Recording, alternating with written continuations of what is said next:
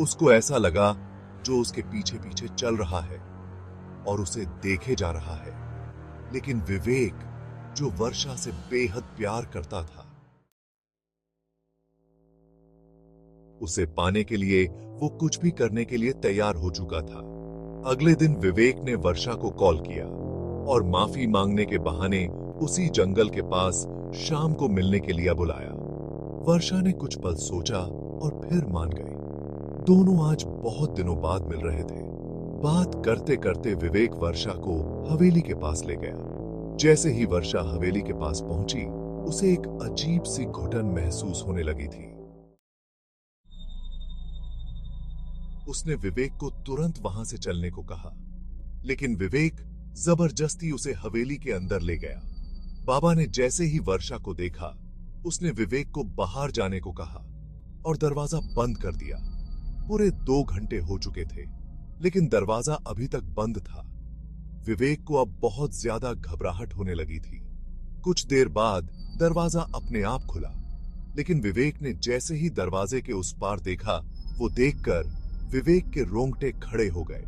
अंदर वर्षा बेहोश पड़ी थी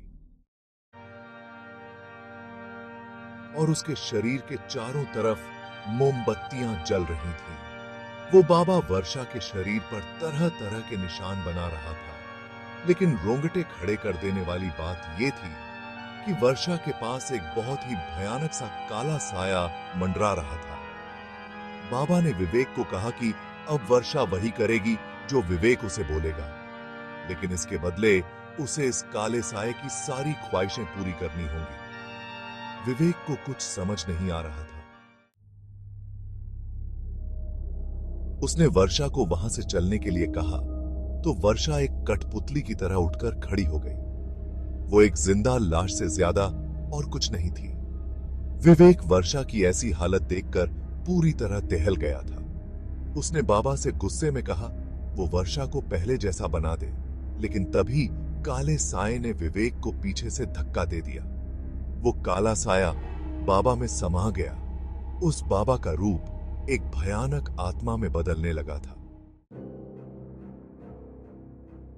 उस बाबा के चेहरे का रंग नीला पड़ गया और आंखें पूरी सफेद हो गई और जोर जोर से हंसने लगा। उस बाबा ने अपने भयानक रूप में बोला कि वो कोई मामूली इंसान नहीं है, बल्कि वो एक शैतान का साया है जो इस जंगल में न जाने कब से कैद था, और उसने वर्षा की आत्मा चुरा के अपने आप को आजाद कर लिया है और विवेक को हमेशा के लिए अपना गुलाम बना लिया है। ये सब सुनकर विवेक वहां से फौरन भागा, पर वो उस जंगल से निकल ही नहीं पा रहा था। वो जहां से निकलता, कुछ देर बाद वो वापस उस हवेली के सामने ही आ जाता।